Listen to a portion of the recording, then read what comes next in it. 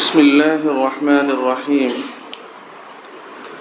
हज़रत वाला शाह कराची रहमतुल्लाह अलैहि किताब থেকে পড়া হচ্ছে। जीने का मकसद अल्लाह पर मरना है, জীবনের লক্ষ্য আল্লাহর উপর উৎসর্গিত হওয়া। इरशाद फरमाया कि खाना पीना जीने के लिए है, कपड़ा पहनना जीने के लिए है, मकान जीने के लिए है, मगर हमारा जीना अल्लाह पर मरने के लिए है।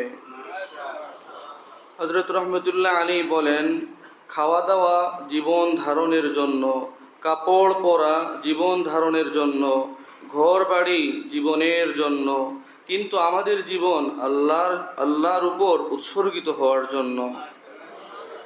जिंदगी का मकसद ये है, जीवनेर लक्ष्य एटाई।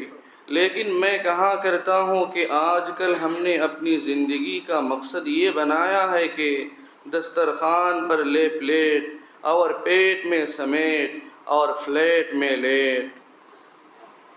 किन्तु आमी हज़रत रहमतुल्लाह अलैहि बोलें, आमी बोली जे आजकल आमरा आमादेर जीवनेर लक्ष्य एटाके बानिয়েছি যে দস্তরখানের মধ্যে উপর প্লেট আনো এবং পেট ভরো এবং ফ্ল্যাটের মধ্যে শুয়ে থাকো। আল্লাহ তাআলা আমাদেরকে খাওয়া পড়ায় জিন্দেগি বানানো হয়েছে। আল্লাহ তাআলা আমাদেরকে জীবনের লক্ষ্য পথে হাঁটার তৌফিক নসিব করেন। আমাদের ঢালকানগর খানকাহে যেখানে আমি আছি, খানকা ইয়াদগারে হাকিমুল উম্মত। মনে রাখো, বলো খানকা ইয়াদগারে হাকিমুল উম্মত। হাকিমুল উম্মতের স্মৃতি এখানে।